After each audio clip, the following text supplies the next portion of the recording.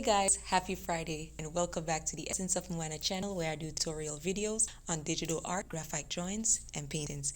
And today I will be drawing a semi-realistic portrait in Adobe Draw. When I say semi, I mean not fully. Some of the areas of the face will look a little bit cartoonish and other parts of the face will have like a realistic look to it. When you look at it, you'll be like, okay, I could see that on, a person's real face.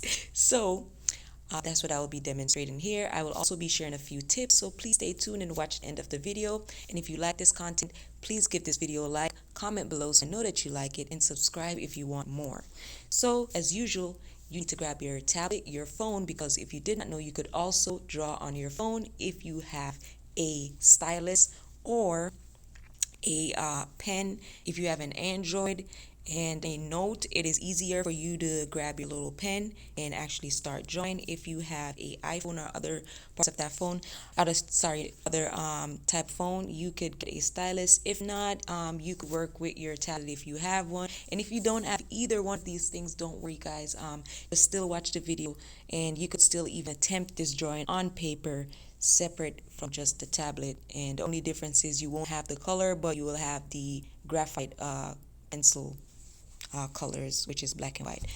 Okay, so let's get started guys.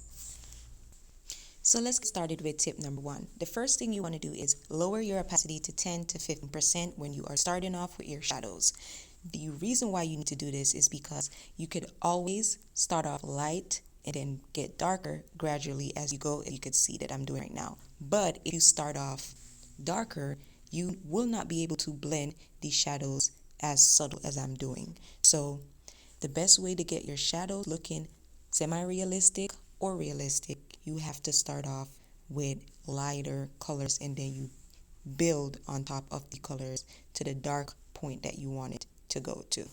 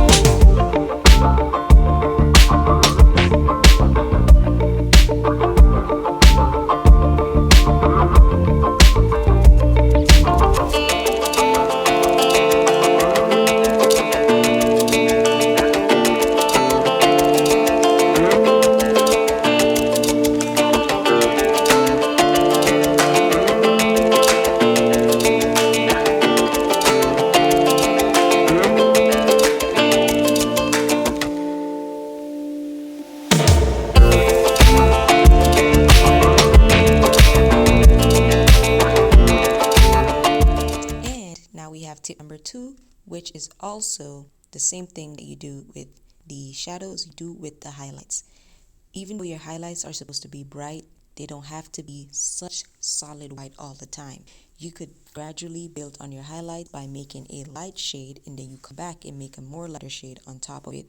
And then when you want a complete look, you can do a complete bright light color on top of the highlight to bring it forward in the drawing. I will be demonstrating that further on in the video, so stay tuned and keep watching.